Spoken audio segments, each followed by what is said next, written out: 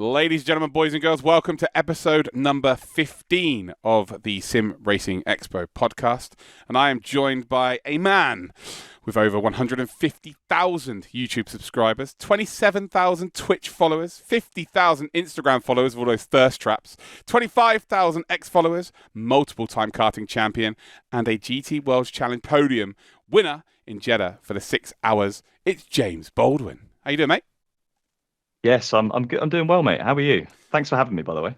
I'm doing wonderful, mate. That was a long intro to do, and I was struggling to get words out because there's so many accolades. But as someone who's known you for pretty much half of that time, Since the beginning? Well, the beginning of SimRacing, but SimRacing, yeah. Would have been weird if I knew you at 9 years old karting, mate, to be honest, considering how old I am. But Not, yeah, I don't remember that, yeah, but... I wasn't there yeah, already. SimRacing, though, you were... my first LAN event, we'll get into that, but you were sort of one of the first people I met, actually, so... Yeah, we go back a long way. Well, it took an hour and 20 minutes to realise that you were sat in front of me in a plane, but once we did, it was just fun times from then. But well, like I said, we'll get to that anyway. So, first of all, James, let's just talk about how you got involved in motorsport, sim racing. Like, where did it begin for you? For me, it was like 1996, a long time. Well, it's before you were born, right? But 1996, Formula One, watching it with my dad. But how did it begin? So probably back in 2001. 2002 sort of era. Just started watching, like everyone else does, started watching F1. The first memory was Montoya overtaking Schumacher at the Brazilian Grand Prix, I think. And then I was like hooked. Always liked the blue car, the Montoya BMW Williams. And it just sort of went from there. Went to my first Grand Prix in 2005 at Silverstone, and then did a bit of karting, and then that stopped. Did a bit of Formula Ford, that stopped, and then ended up in sim racing. So yeah. So your love started with Formula One. So you're a Williams fan at heart then, a bit like me. That was my first team, my first I don't love. know. It was a long time ago now. I've ebbed and flowed. But yeah, initially it was Montoya in the Williams. Just because I think at the time he stood out. He was like definitely the ballsiest driver on the grid. Yeah. He would do the craziest overtakes, and that obviously captured my imagination. So yeah. And obviously I was a bit of a Schumacher hater back then because he was the enemy, because he would always win. But yeah, obviously I appreciate how good he was as well. So... Well, my hatred for Michael Schumacher started a lot earlier than that. Don't get me wrong. Now, I have such an appreciation for how good that guy was, but I could not stand him when he was driving because he was always against people I liked. Right? It's crazy. Yeah, exactly. Yeah, definitely. So let's talk about karting. You mentioned that you did karting. Like I say, you've won multiple championships within that sphere. How did you get involved in that? When did you realise you were pretty good? And just tell us a little bit about this. Yeah, well, it was when I was 8, and because my dad noticed I'd watched F1 and liked it, we went down to the local indoor kart track. It was in Aylesbury. Doesn't exist anymore, actually, sadly. And just had a go. And I was with these two kids that I think went quite often, and I was beating them. And it sort of clicked. I was like, well, A, I'm having fun, which is very important, and B, I was half decent. So I was like, okay. So my dad kept on taking me there, just went to the same place for a year, and then eventually tried outdoor karting, because that was an indoor place. So tried a bit of outdoor karting, did okay, and it was just I never thought I was going to get to F1, but it was more of a hobby, really, between me, my dad, sometimes my mum, sometimes my brother would do it as well. It wasn't particularly high level karting. It wasn't like world championship level. It was, to be honest, the majority of it was rental karting. So, yeah, that was our ceiling. We could never have the budget to go and do anything higher than that. Obviously, very grateful we had the budget to do that in the first place, because some people don't even get to do that. And yeah, that was the karting era, really. And it went on till I was about 16, and then we had to stop. So 8 years of karting, man. That's a long time. You must have come. It was on off, but yeah. You must have come across some drivers that have obviously gone on to do, their thing and who had the budget. Honestly, not really. As I said, I didn't really. I think I might have ended up on a grid one with Alex Albon when I was a kid, maybe, but I don't have proof of that. Right. But to be honest, at the level I was karting, as I say, it was rental national sort of level, so no one really had budget to go and do anything in motorsport. So some unbelievable drivers I raced against, but yeah, all very much limited by money. So whatever happened to Alex Albon? I guess that's the big mystery of this conversation. To be fair, I don't even know if that's true, but I have a funny feeling. We'll take it. Yeah, we'll take it. Yeah. Just for this podcast, we confirm that you raced against Alex Albon as a kid. So Formula Ford, you managed to obviously you did karting, and you managed to touch on Formula Ford for a little bit. Like, how did that come about? That came about in a really weird way. So I came to the end of my karting career, if you want to call it a career, and stopped racing completely. When I got a job, was like a junior race mechanic for a bit on single seaters and Formula 4 cars, like in the form of an apprenticeship. Then while I was doing that, we got basically some random dude came out of the woodwork who was linked to the karting I did, and said, we have a sponsor. He can pay for you to do Formula Ford. If your dad pays up front, we'll reimburse him, sort of thing. So my dad did that. We did a couple of rounds because that's all the budget he had to pay for that, basically. And yeah, we did a couple of races of Formula Ford 1600. They didn't go particularly well. I don't think I was that great a driver back then, before I got into sim racing. And we just didn't have the budget to do testing or anything like that. So it was a very short stint, a couple of races, but it was good experience. My first experience in cars, and this was in 2015. So this was a long time ago now, well, 10 years ago. So yeah, That's 10 years ago. It feels like a lifetime ago. 10 years ago, to be fair. it does. Yeah. Did you, at any point during that part of the journey, did you ever feel like, there is a career here to be a racing driver? By the sounds of things, it kind of seems very casual at this. It was very casual, but it was my passion. It was, to be honest, it was the only thing I've thought I was any good at. So it was like I was always eager to do it, and I thought I was good at BMXing back in the day, but I'm not sure I was. Dave Mirra.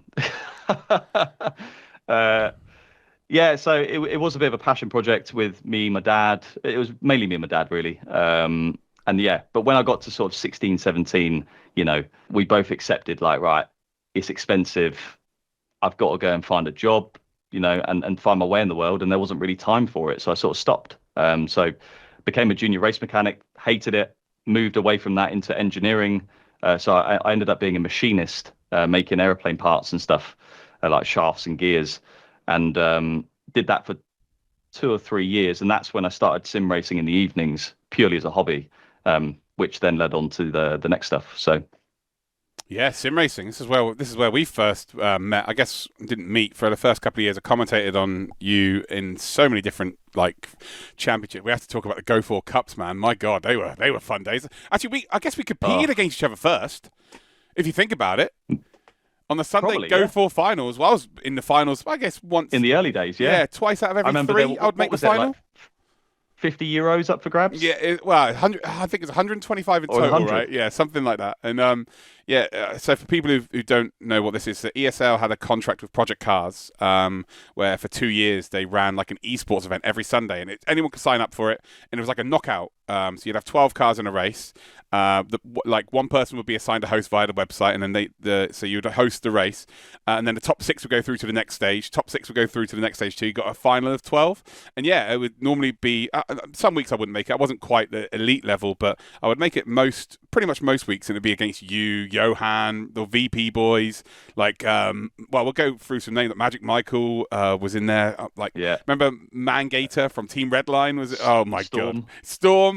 My God, there were some unbelievable names. So that's the first time that we came across each other. But I'm sure there's more of a story into your sim racing journey before that, though. Yeah, it was Project Cars 1 that I started on just in the evenings on my own. I didn't have any online sort of friends or anything. It was just me lapping on my own. Then I think I somehow came across the Go4 Cups thing that you were just talking about online, maybe on Twitter. So I didn't even realize that this was a thing. You could race against other people and maybe win a bit of money. So I looked into that, entered one, met a couple of people online, two sim racers I actually still speak to today.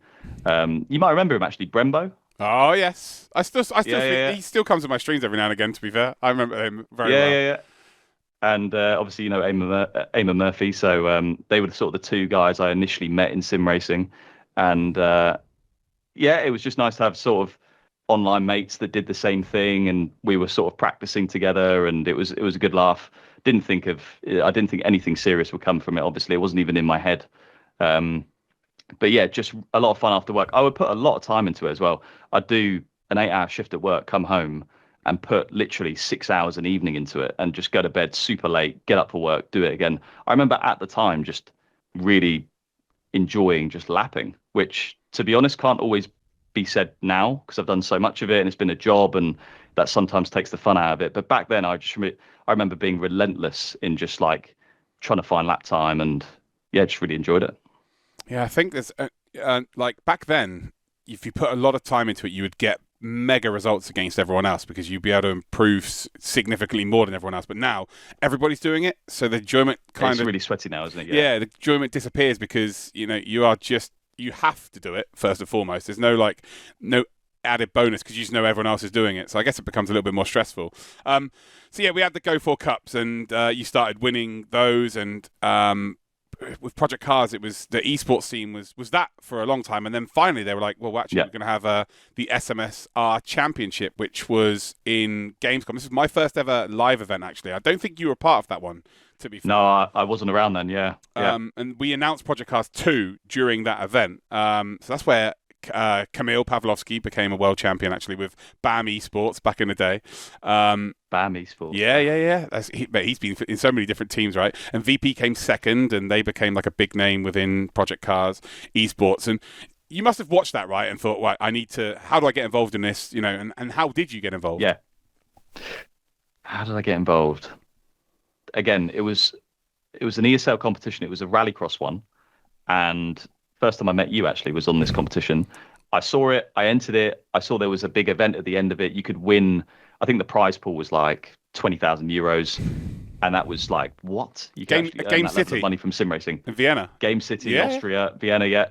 And for some reason, I really clicked with the rallycross car. So I was good on the online part of the series, qualified for the final, and I was like buzzing. Free trip to Vienna, could win some money, happy days. And then the actual LAN event went like really, really well. And I finished second in the end. So I ended up winning 4,000 euros.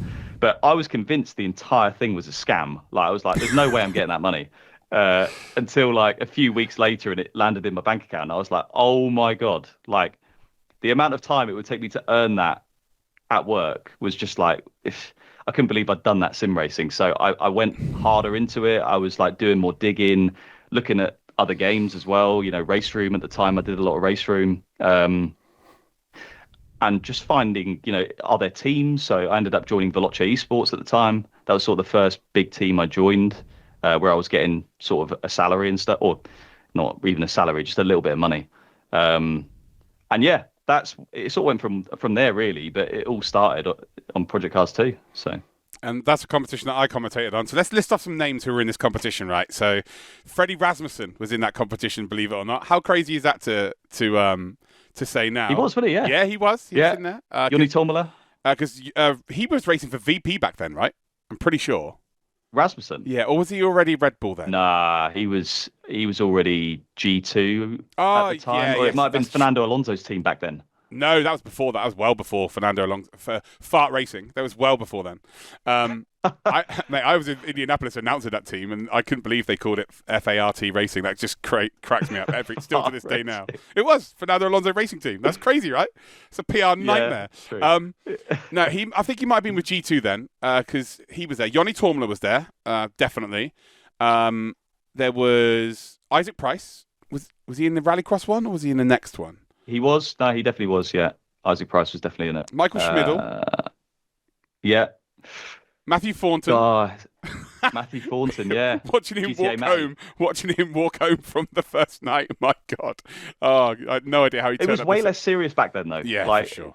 That no one was getting paid to race, like by a team or anything. There was only the prize money. Everyone would always go out after the event, and there was always a party of some sort. I do remember it being very chilled out, and I really enjoyed it. But it is a bit different now. It's a bit more serious. Yeah, I think so. I think you're right on that in that regard. But there's a lot more on the line, right? Especially this competition's now worth. Yeah. Well, this competition's out there worth $500,000, right? Formula One eSports. What is that? 650,000. Like, it's going to be. If someone crashes into your side pod in that and it costs you $100,000, you're not going to want to have a beer with them. Whereas if you lose €1,000, you still want to go and have a beer with the lads ultimately. So right, you had a lot of success in Project Cars. You participated in the SMSR World Championships in what was it, Mercedes?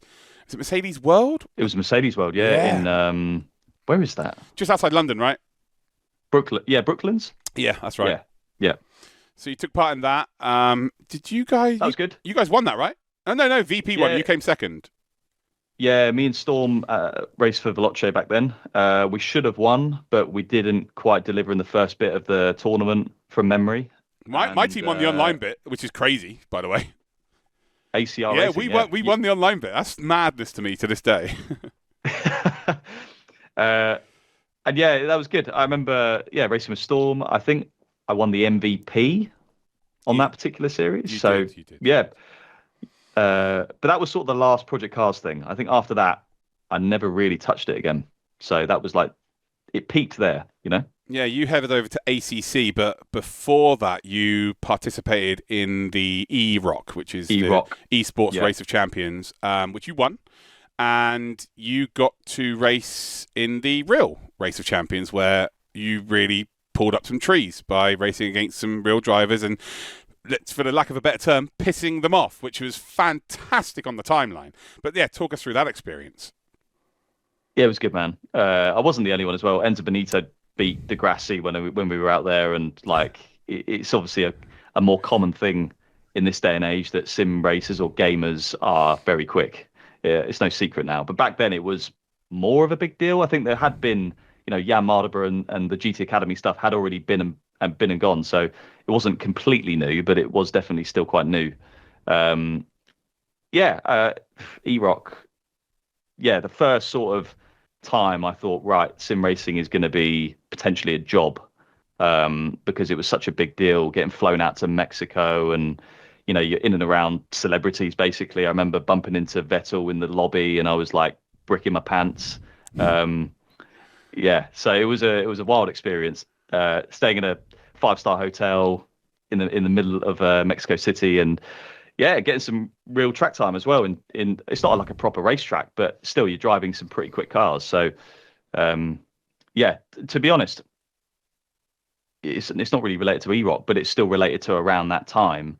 The butterfly effect of how I ended up having a real racing career is absolutely wild, right? So bear with me. Let me run you through it. So I was this was an event you were at as well. So I was at the the World Rallycross Championships in 2018 at Silverstone, right? Just watching, okay, as a spectator. When I was there was a stand run by Renault for the Renault Esports series, right? So I, on a whim, entered it. I didn't even want to do it. My mates pushed me to do it. I qualified for the finals from winning that time trial at the event by 1 or 2 thousandths of a second. Oh, okay. I was actually commentating the Dirt World Championships as well as the Renault Esports, by the way, just to let you know. That's how I met Andrew Coley. Okay. This is crazy. So went to the Renault Esports finals, which you commentated on. Yeah. I won that. Okay. So from that, I got an invitation to the EROC qualifier later that year. Won that. Ended up going to EROC finals, winning that. From that, I got invited to World's Fastest Gamer. Then I won that. And then I got the real racing career from World's Fastest Gamer. So if I didn't enter the initial time trial at the Rallycross event and won it by 1 or 2 thousandths, none of this stuff probably wouldn't have happened. It's just crazy how it all pieces together. Mate, like, do you know what? I look back at, because you just reminded me of some of the things I've done there, and I look back at, and I think we're still lacking in terms of what events could be like now in 2025. I think they've dialed them back. Yeah. Like, the Dirt World Championships was at Speed Machine weekend during the FIA World Rallycross Championship. It was like ridiculous, and they had I remember that. Yeah, they had a whole wing of the main building on the start-finish straight, right, dedicated to that, and then they had the qualifier for you. But then later that year, 2018, this was right. They had the Formula One race at Silverstone where you did the Renault Esports, and I mean, you were in a sim rig, and the crowd were around you. Like, there was not like a taped off area, and I was trying to commentate on a handheld mic, walking in and amongst people. It was the wildest event ever. I think Brembo was there, right? Frede Rasmussen, the old boy. I remember him there as well, and I cannot remember for the life of me who the fourth guy was. I cannot remember the fourth guy. I can't remember either. But do you remember this? So Nico Hulkenberg and Carlos Sainz came to the booth in the evening because it's a Renault fan zone, right? And their security team didn't turn up. And there was me, because I was a big guy in a pink shirt. They asked, could you stand there to make sure that no one comes and interferes with them doing the signings? So it's just me in a big shorts and a big shirt. That is ridiculous times. Those were the days. So they were the days. That is the craziest butterfly effect.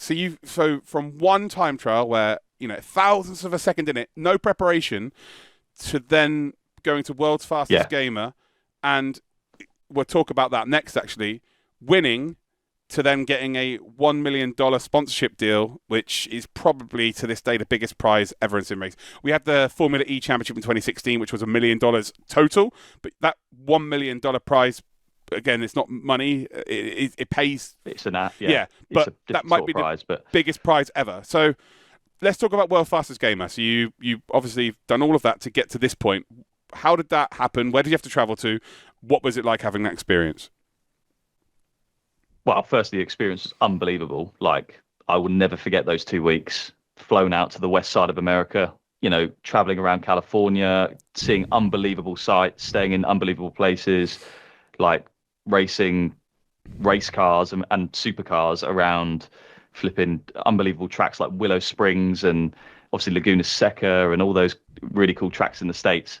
But I'd say at this point, I'd been doing sim racing for almost 2 years, and I was thrown into sort of a world level competition. So it all happened really, really quickly. Like, a lot of the guys, like other people in World's Fastest Gamer, say Max Benecke or Seb Job, or they'd all been sim racing for a good few years on iRacing, and I think primarily iRacing. So they'd been in the scene a little bit longer. They probably understood it a bit more. Whereas me, rocked up on Project Cars, and then 18 months later, I'm thrown into this situation. I'm like, what the hell is going on? I'd say at this point, I had a bit of confidence. EROC, I went into that competition thinking, I have no idea if I'm any good or not. Brendan Lee was doing it at the time, and he just won 2 F1 eSports titles back to back. So I thought he was going to obliterate me, to be honest. I didn't have any confidence going into that competition, but that's the competition where I figured out, okay, I'm okay at this. Like, I'm half decent. So yeah, had a bit of confidence going into World's Fastest Gamer, and put everything into it in terms of prep and trying to deliver in the 2 weeks. Because it wasn't just race or driving ability they were judging you on. It was everything. It was fitness. It was media savviness. It was everything. And it just went perfectly, pretty much. Every day went really well. I guess it has to if you win. Yeah. You can't really afford to have a rubbish day, right?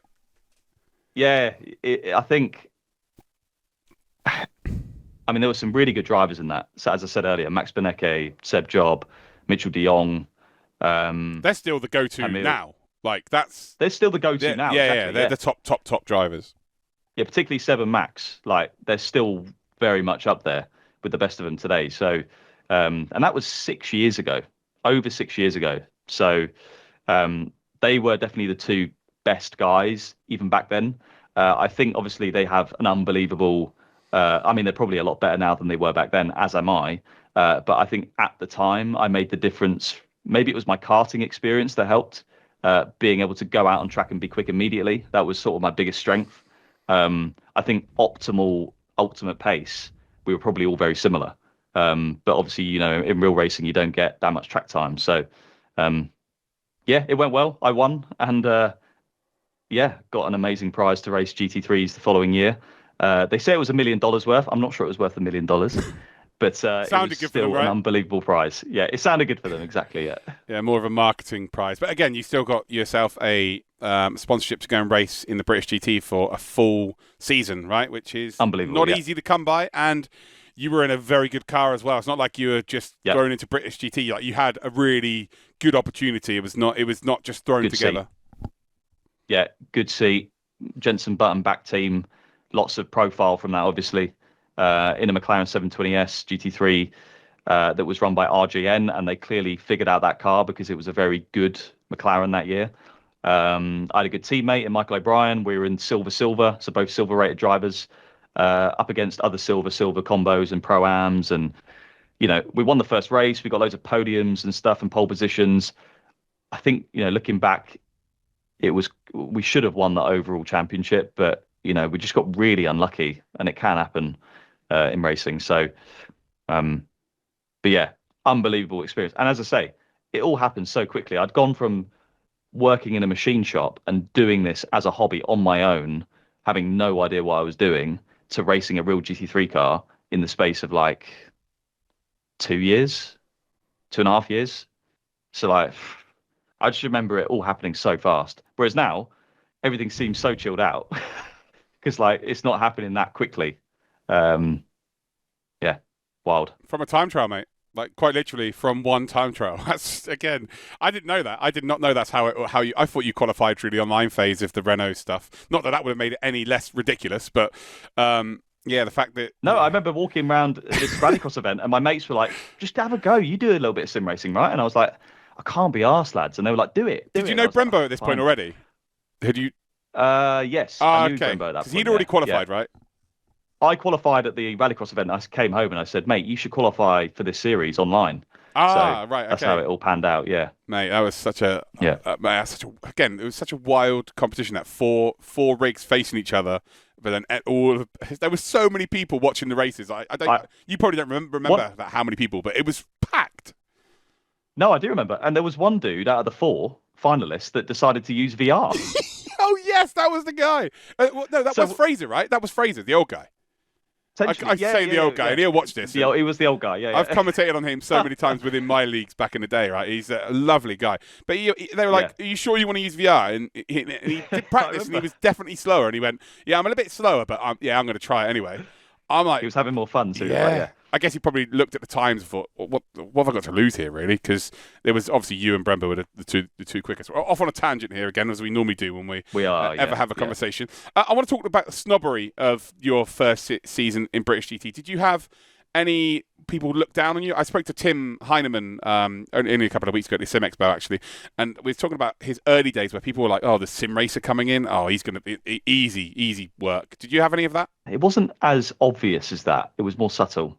I remember before my first race, after qualifying, so in qualifying, I qualified on pole in the session, but I got a track limit, so it demoted me back to 4th. And then there was an individual that won't be named on the Sunday morning before the race that came up to me in the paddock and was like, it was a GT4 driver as well, right? So not even in my class. And they were like, just, be careful when you're approaching the GT4s and make sure that you don't tag us. And just remember, this is sort of real life. So you have to be extra careful, like that sort of vibe.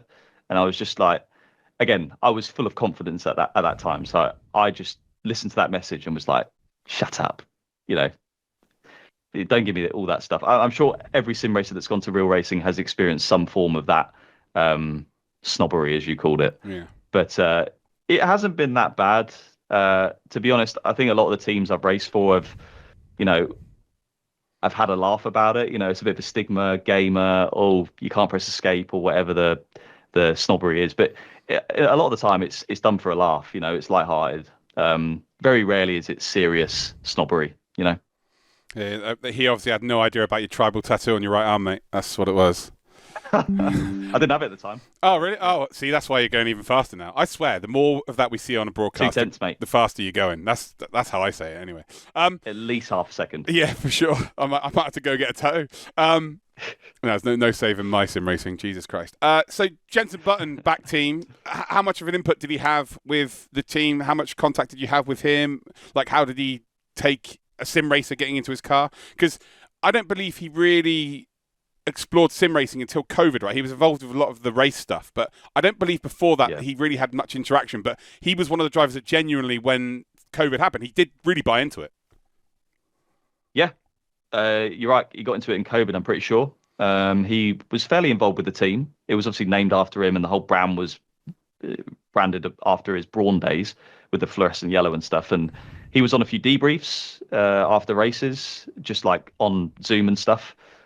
Giving his sort of input and just understanding how the team operated and how we were as drivers. And he obviously did the final race that year at Silverstone, the Silverstone 500.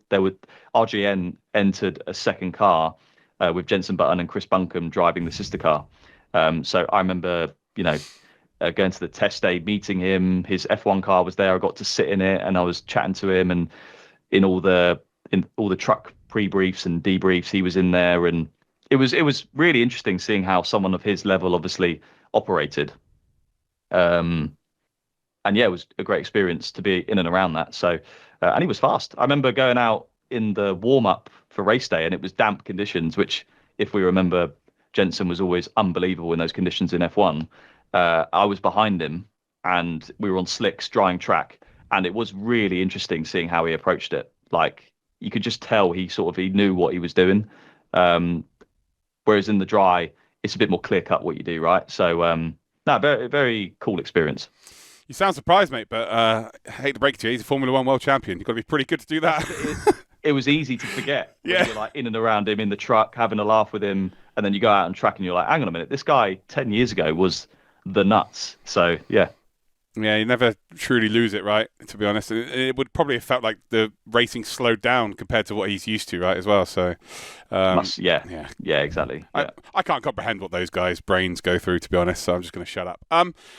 So you did that season, and the sponsorship, was valid for one season. So it kind of, again, second time in your, I will call it your career, it's been taken away, right? It's kind of like, oh, damn, cool. What do I do now? So how did you deal with that once you've been given not even a little taste, a full taste of racing? You've raced, alongside pretty much a Formula One world champion, racing against some of the best drivers that some of the world have to offer actually in that series, because they have guest drivers come in from other series, and then for it to just be like, oh, we're done. Like, I don't know what the next step is. How did you deal with that? Probably not too well. It was definitely a bit of a emotional roller coaster. I definitely had obviously the huge up from the year itself of racing in 2020, and then the year after, sort of just no communication with that company anymore. And effectively, they were a sponsor, if you think of it in business terms, and I just lost all communication with them.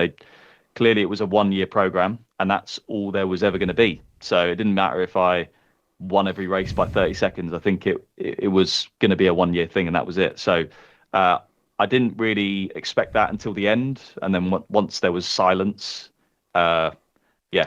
it sort of surprised me. And then the next year's racing started, and I wasn't racing, and I was a bit younger then as well, so I think I didn't maybe deal with it the best way. It was a bit immature. So, but yeah, it definitely affected me. The only thing keeping me on the straight and narrow really was eSports and sim racing, doing all the competitions that were around at the time, because I could channel that sort of driving energy into trying to win more stuff. But yeah, it was very confusing at the time. I didn't have a clue how the business of motorsport worked. Now it obviously makes complete sense. Yeah. It's hard, mate, isn't it? When you're on the outside, you kind of think, oh yeah, if you're an excellent driver, that's it. You're sorted for. It's not how it works. It is not how it works, man. And it is like everyone needs to look at these race teams as a business. Like they exist as they're a hire company. Drivers or teams will hire them, and it's to the highest bidder. Sometimes they have a price, but if someone goes higher than that, it'd be like, well, no, you guys come in, you're with us for the season, you've paid for it, like you're good to go. That's they got to cover the cost of the car. They're basically gambling that they're going to make the money over the 3 years before an Evo comes out or something, right? It's just brutal. In fairness to the people from the outside who maybe don't know this stuff in the inside, the people on the inside don't make it very obvious, or they don't share this information that this is how they go racing. They don't share that this driver's put in £500,000 for the team and this driver's put in 200 grand, and none of those details are shared online, or when they market themselves as a race team. A lot of the time it's we're one big happy family, we've just signed this driver, or this driver's come in for and it all sounds really cool, but behind the scenes it's usually like just a load of money that's exchanged hands. So yeah, I don't blame the people from the outside not understanding it, because I didn't understand it before I got into it. So that's just the way it is. Yeah, it is absolutely brutal. So you went and won a couple of sim race competitions. I think you won Alpine eSports during this period. You won some big SRO races as well. Some actually LAN events, right? Yeah. 2021, you mean, or 2020? Between British GT and when you lost that, you won a couple of series. Yeah, exactly. 2021, 2022, full esports years really. And yeah, won quite a few competitions. Was really putting everything into performance. Definitely the most competitive I've taken, or definitely the most effort I've put into sim racing esports was those couple of years, I'd say. Maybe 2023 as well. But then halfway through 2022, an opportunity came up to race for real life, race in real life again at the Spa 24 with Garage 59, and that came about in one of the weirdest ways possible. My mate knew someone who liked racing, started talking to him, developed a bit of a relationship, sponsor driver relationship, and managed to get enough budget to go racing at one race, which was the Spa 24. So Not a bad one. Not a bad one off. not a bad one yet. I think it was 20 months out of the car, jumped straight into official practice at the prologue. That was probably the most nervous I've ever been in my entire life. I remember that moment. Yeah, Well, just talk us through it. When you're rusty and like you've not driven anything apart from your road car for 20 months, and the car's halfway through practice, you get in, never driven Spa before, approaching Eau Rouge in the GT3, and you're like, oh my god. But yeah, the sim racing experience I've done over the years, prepared me well for that. So yeah, so that was the only bit of real racing I did that year in 2022. That's when my sim racing was really going well, and I won quite a few competitions that year. But yeah, it's weird. I don't really take the esports side of it as seriously now as I did back then, which is interesting. But yeah. Well, I mean, if a sim racing competition comes up that's worth $1 million, surely that instantly changes, right? Like, because you've got that in your back pocket, the ability to be right at the top at pretty much any sim. I think that's your best characteristic, is that you're very good at multiple different sims. It's so difficult to be, elite level. Cheers, mate. On multiple different sims. Thanks. It's the only nice thing I'll ever say, James. I'm pretty, pretty brutal. I don't know how to take a compliment from you. That's a bit odd. No, there's quite a few drivers now that are really good on multiple different sim platforms, and I'm quite close with Bono Huiz actually, or Bono House, and he's obviously a very well rounded, versatile sim racer. He's won quite a lot as well, and yeah, we're both always chatting and saying to each other, as soon as a big competition comes about, we're sort of ready to get back into it. But at the minute, it's just there's not that much. Apart from F1 esports, there's not really that much. So weird times. Yeah, and maybe this is going to sound horrible, James, but maybe the ship sailed for something like F1 esports. I think it's a very, very young man's game, that, to be honest. There's not many that are past 25 that... you got Jarno, right? He's a bit of an anomaly. But the rest of them, they're sort of 19, 20. No, I have no desire anyway, even if I was quick enough. But it's such a strange game with weird physics, and it's all about muscle memory. It's not really all about driving. It's more about how can you repeat those inputs under pressure, which is a very different skill set. And as you say, it's definitely a young man's game. Some of the 16, 17-year-olds coming through are unbelievably good at that. I think there's another side to sim racing, which is your hardcore sim racing, iRacing, Le Mans Ultimate, where it is a bit more like real life in the way you have to adapt and think on the fly, and it's not all about muscle memory. That's the side of sim racing I really enjoy. The one year I did F1 esports, because I remember 2018, 2019, F1 esports was the pinnacle, as it is now, really. Money-wise. I really want... Yeah, exactly. And I wanted to go for that. And I got into it in 2020, but it was the same year I did British GT. So I naturally put more effort into the real life racing than F1 esports, and I absolutely sucked at F1 esports. So, yeah, not the fondest memories of that series, but it is what it is. Yeah, I spoke to Sebi. We had a podcast with him 5 episodes ago, and that's the one unfinished business part of his career that he wants to eventually try and go back to. He wants to go and win F1 esports. Yeah. How old's he? Yeah, well, similar age to you, right? It's gonna be tough, but there are certain drivers out there though that you wouldn't put it past them. Yeah, I know. In my case though, like now I'm 28, like life gets in the way, doesn't it? Like you live on your own.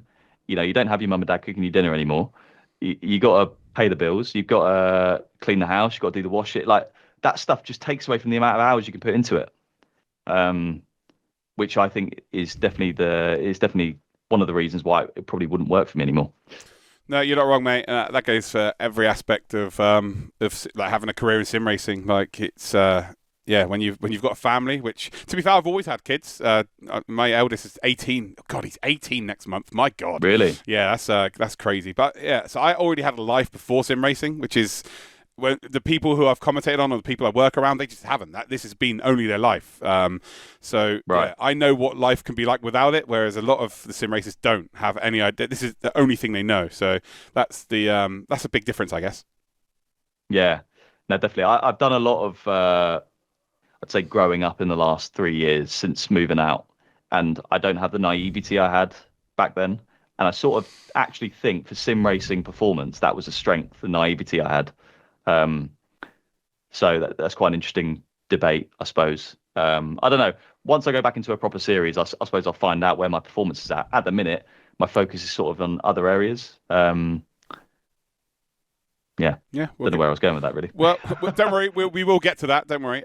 So let's talk about some pinch yourself moments. I've got this written down. Obviously, I try and script these out a little bit, the podcast, but I was going to talk about like who you've raced against, overtakes and stuff. But I'm not going to limit it to real life racing. Let's pinch yourself moments. What you've got to do. You just mentioned California, of course, with World's Fastest Gamer, but there must be a long list of unbelievable opportunities that you've managed to have because of sim racing or real world motorsport.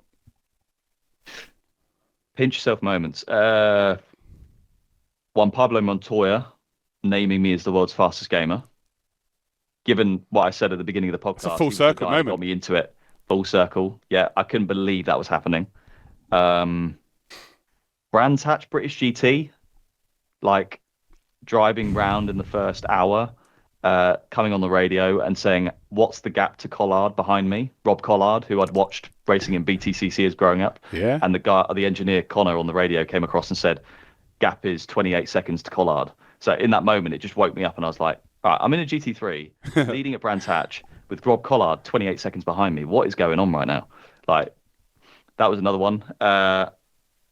Probably this year as well.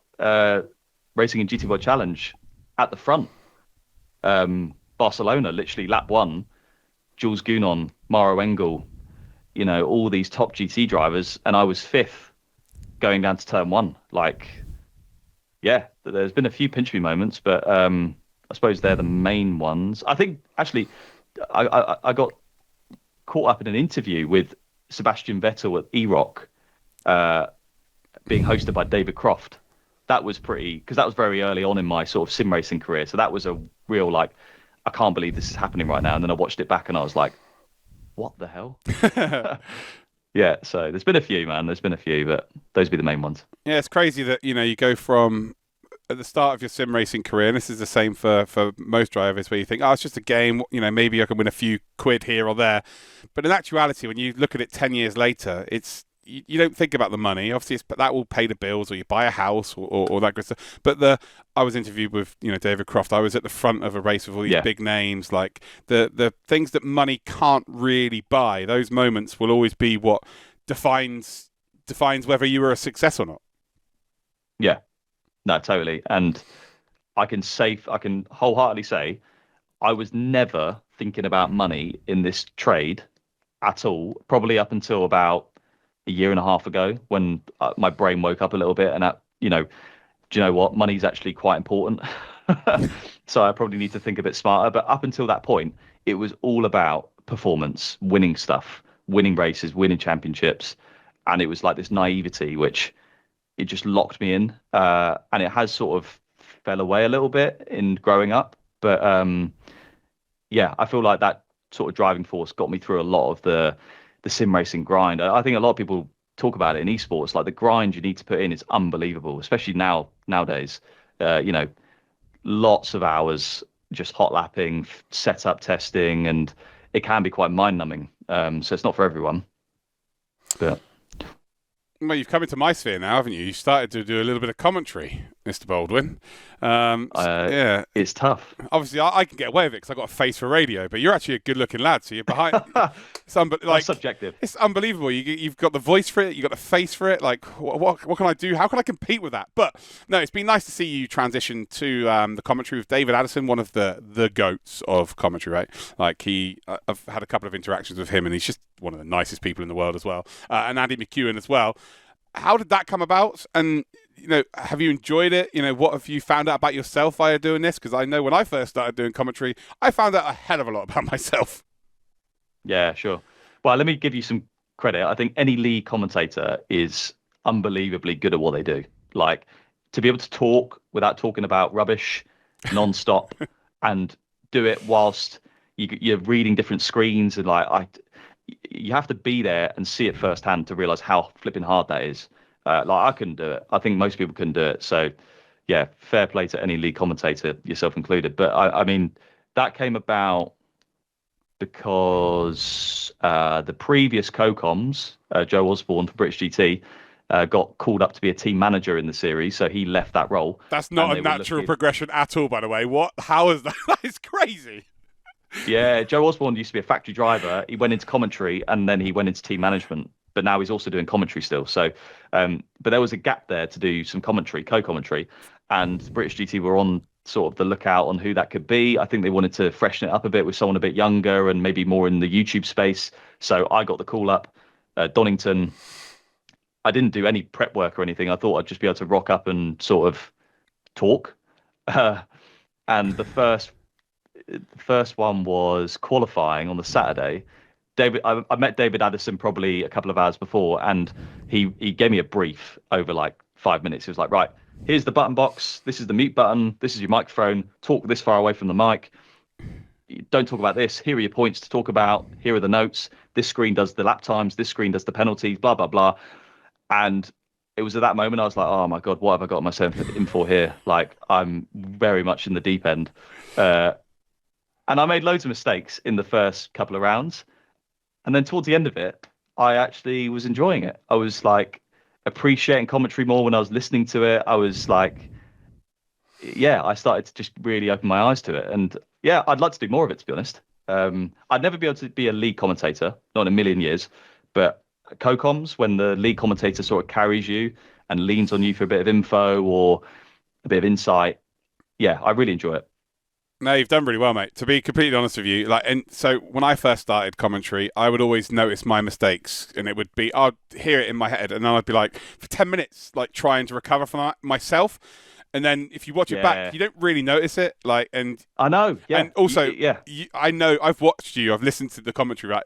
You weren't making the mistakes that you think you, or even if you were, it wasn't that noticeable, right? So you got to appreciate most people who are watching these broadcasts don't have the knowledge base that you have. So even if you come out with something that isn't necessarily 100% true, most people watching, 95% of people watching, will actually not have any idea that you've made that mistake. They'll be like, oh, yeah, yeah. So, yeah, it just gets magnified. I've also realised in that sector, it's a very fierce game. Like there's not that many jobs, and everyone's really like hungry for the jobs. So like, it's a bit cutthroat. Like if you don't deliver, like the broadcast company will soon get you out and get someone else in. It's not really about delivery, James. It's not really about delivery, to be honest, mate. It's more about people undercutting each other. If I'm completely honest, it's interesting. Yeah, there's the less I say on that subject, the better, mate. But yeah, you don't necessarily, as you can see on most broadcasts, you don't necessarily have to be the best commentator to be employed. That's all I'll say on that one. Yeah. So actually, I was going to say what is next for James Baldwin, but actually, what I'm going to go into now is because I know a little bit about your personal life. So now the season's over. What does a weekend look like for James Baldwin? Different every time, mate. All right, mate. At the weekend, make it a bit easier for me. What's a typical weekend look like? On Saturday, I went to Thorpe Park with mate. some mates. Now my girlfriend. Now you're just being James. Okay, perfect. That was good. Sunday, saw my family on the Sunday. So just, normal stuff, man. I mean, I try and not work too much. It just feels mad calling it work, sim racing stuff and racing stuff. But I try and not do it too much on the weekend anymore.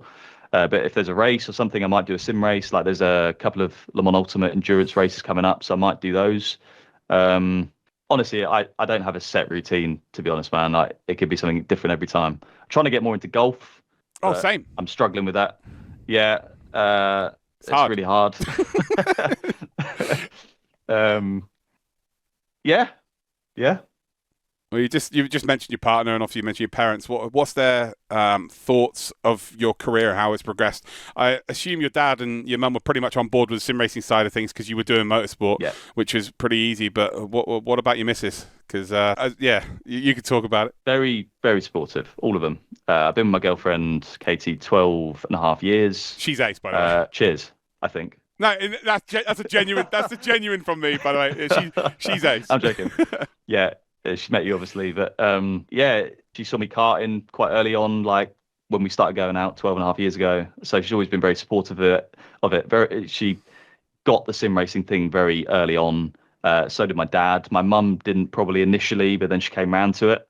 And yeah, everyone in my life's very interested with it all. And yeah, so I'm very lucky in that sense. You know, no one pushed back. No one said, get a job. You know, you're wasting time on the gaming here. What are you doing? I never had any of that. So very lucky in that sense.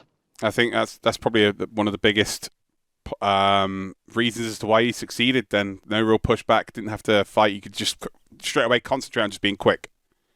My family are very relaxed, you know, just let everyone do what they want to do, sort of thing. My dad, when we were karting back in the day, he wasn't one of those dads that was like, "Oh, what are you doing? You know, sort yourself out." He was the least forceful karting dad of all time. Yeah, sometimes he'd be mute, you know, he'd just let me figure it out and get on with it. So I think that is a good thing. So yeah, as I say, very lucky in that sense. Well, you've always been a bit of a content creator at the same time as doing your sim racing competitions, real life racing. But I think in the last 12 months, you've really stepped that up, maybe 18 months actually. What is next for James Baldwin? Obviously, you've got some partnerships that you're working with now, and you're kind of really upping not just the content, but the level of the content. But what is the next 12 months got in store for you? Yeah, so it's hard to predict, but I mean, on the content side, I have a guy called Ethan Dean, who is a sim racer as well, but he's my editor slash graphics guy, and he's unbelievably talented. And I'd sort of got him involved at the beginning of his editing journey. He also edits Jana Watmir's videos as well, actually. All right. So I'm working quite a lot with him to up the content game. You know, I started my YouTube channel in 2019 on a whim because I thought it was the right thing to do. Thought it was just, you know, a waste of time, but did it anyway. Now I can see, you know, wow, it's a bit more than that. So I really want to try and bring or just make content on, I guess, me as a driver who's been at the sharp end of high level championships. I think I still can be, by the way. I don't think I'm washed or anything. I haven't put the time into it of late. So that's what I mean. I'm very unsure with where this is all going. My priority list is I'd love to be a real racing driver first and foremost. Like, that's my dream. Always has been. After that, there's content. I do sim racing coaching now. I still want to compete in sim racing competitions. There just haven't been any that I've really wanted to do for a while. The last one I did was Saudi last year in the Rennsport series, ESL R1. And those are the main things, really. And then you got all the other stuff in between, you know, keeping fit. You know, I've got to keep fit to race in real life, and that's quite time consuming, going for runs, gym, stuff like that.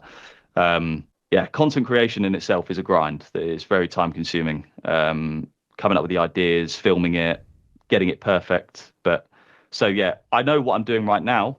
I don't really know where I'm going, but I'm just working hard, and hopefully that'll figure itself out. You made the right choice there by doing content. I've been telling you this for years, and same, not just you, but all sim racers. I said, while you're in your pomp, you should be creating content, because the same as a footballer, a rugby player, you know, there's only a certain amount of years you're going to be at the top level. Like, we don't really have a big sample size. Right? Sorry, yeah, go on. In like football or something, you know, because they earn so much money, maybe they don't have to do it. No, true. They'll be sorted for life anyway. In sim racing, and it's only in the last year or so I've started to figure this out, there's not actually that much money going around in the esports space, really. So it's a risky game to not do anything on the side. Yeah, I agree. Because if you don't, and it's so easy not to win something, right? It's such high level that you have to be quite lucky in some cases to win. If you don't win anything and you're not doing anything on the side, you get to the end of it and you're like, now what? So yeah, my best advice to any 16, 17-year-old, 18-year-old, however old really, if you're in esports now, get on the content grind, streaming videos, try and stand out, make a bit of a brand for yourself. I hate that word, but that's what it is. Yeah, you're right. Maybe do a bit of coaching on the side. Just try and think ahead of it, you know. I got to a stage where, like in the eSports World Cup last year, I was competing, and because I wasn't taking any of this stuff seriously still, content or coaching or anything, the pressure was starting to build on me. I was like, if I don't deliver in this qualifying lap, you know, and my only income is from esports, my salary might be under threat because I'm not doing a good enough job. And it started to eat away at me. Whereas, as I say, 3 years ago, I was naive to all of that, and I just got on with it. So, yeah, it's quite something to be said. You know, there's drivers out there like Grazzi, Graham Carroll, you know, who've been around for a long time. Graham, yeah. Max Benneker, you know, these boys have been around for, you know, well, over a decade. Bono's been sim racing over 20 years. Yeah, Bono as well. Bono, now more of an engineer, I guess, but I think he would still, if Le Mans Virtual came out. He's still for rapid, instance, though. Yeah. I think if Le Mans Virtual came out, like, you'd see him come back and be a part of a team. But my point is, to be like an Isaac Price or a Graham Carroll, or to do it for 10 years at that level is just so unlikely. And even more so now than ever, because... Yes, because the level's just getting higher and higher, and, you know, more people are watching it, more people want to get into it, the level's going up, the pool of talent's getting bigger. You know, if I got into it now, I would not have anywhere near the career I've had. You know, I got very lucky with the timing. Because the level, you know, whatever people say, it was a bit lower back then. The really good guys were still there, but the depth of the grids wasn't as good. Whereas, like, you can have a grid of 20 drivers now who are all, you know, the bollocks. So yeah. Well, just look at the comparison of real life to sim racing. I always like to keep them very separate. The top 1,000 drivers in real life racing would have such a big significant gap in terms of time than the top 1,000 sim racers. Like, it's not even comparable. Yeah. It's ridiculously competitive out there, and that's because of the ease of access, right? It really is as simple as that. Yeah. Right. I'm very conscious that we've been going for an hour now, so I'm going to wrap up with one final question. What 3 tips? This is quite an open-ended question because, like, this could be about content creation, could be about being a sim racer, it could be about being a real driver. But what would be your 3 tips for anyone wanting to be the next James Baldwin? Oh, I would say don't bother. No, I would say, well, 3 tips. God. You really have winged it to get to this point, haven't you? Yeah, exactly. They can't all be happy coincidences, James. Like, there must be something you could give in terms of information. 3 tips. All right. I say this in all my coaching sessions as well. Make notes. Like, make notes so you don't forget stuff. Or make notes of things to try. Be very organized, because that's how I was, and I feel like that gave me good preparation ahead of other people that weren't organized. And it helps me with my content stuff as well. Being organized and making notes. For me, I need to do that. Otherwise, I'm a mess. Tip number 2 would be, if you're going hardcore on the sim racing, try and do the other stuff as well, like the content, the coaching, the other strings to the bow, because I think it might be quite important at the end of your sim racing esports journey. Tip number 3. God, I don't know, man. There's so many things you can say, isn't there? But tip number 3, stay in shape and eat fairly well. Because, if you get called into a race car situation and you're out of shape, you will know about it. Also, it definitely gives you an advantage, even just for sim racing, or just in life. If you're in half decent shape and eat half decent food, you're going to be in a better place than if you didn't. And I mean, look at you, man. I found that out this year. You're in some serious shape now, you know? So, like, I saw you at the Sim Expo, and it's like night and day. So, I mean, maybe you probably know better than me How much better do you feel? I feel like, well, I played competitive sport to a very good level until I was in my mid-20s. So I know what it's like to be ultra fit, and I also know what it's like to be like a marshmallow walking around. So I'm definitely not in the best shape of my life ever, but I'm in good shape. And you're right, it just helps. It helps just putting your socks on, for Christ's sake. So Literally, mate. yeah, it's that simple. So you're spot on, mate. I got 10 kilos or 15 kilos heavier than I am now in 2023. Just sort of like, it just creeps up on you, doesn't it? You just eat a little bit more and don't go for that run here and there. And I felt really bad. It's the winter, mate, innit? When it's dark and wet and you're like, yeah, it was over winter, actually. I was over 90 kilos. And I was like, oh, man. But yeah, now I'm 75 and I feel way better. So plus for racing, all factory drivers try and aim to be sort of 75, 80 kilos. So that was my motivation, I suppose. Yeah, makes sense, mate. Right, well, James, thank you very much for your time, mate. It's been an absolute pleasure. I wish you the very best of luck. We'll obviously keep in contact. We've been in contact for the last however many years. But it's always good to hear from you and get a bit of an insight from yourself. For everyone watching at home, hopefully you enjoyed that episode. I would ask you who you want to be on the next episode, but actually we've got Rory Alexander coming on for episode number 16. So if you want someone to come on for episode number 17, please leave a comment below. Make sure you like, make sure you subscribe, and we'll see you all next time. See you later.